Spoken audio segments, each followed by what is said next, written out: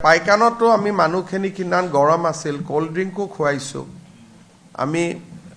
ঠাণ্ডা পানীও খুৱাইছো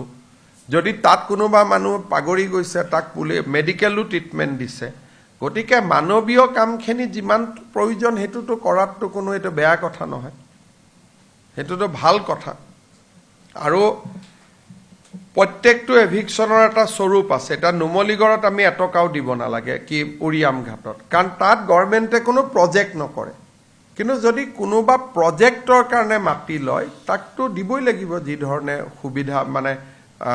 যদি দখলদাৰীও হয় সি জিৰাত পাব তেনেকুৱা যি আইনত লিখা আছে আমি আইনৰ মতে কাম কৰিব লাগিব না ফৰেষ্টত নালাগে ভিজিআৰত নালাগে প্ৰিজিআৰত নালাগে এনে যেনেকৈ আমি গুৱাহাটীত শিলখাকুত উচ্ছেদ কৰিছিলোঁ তেওঁলোককোতো আমি দিছোঁ যদিও মাটিটো তেওঁলোক তাতে বহিহে আছিলে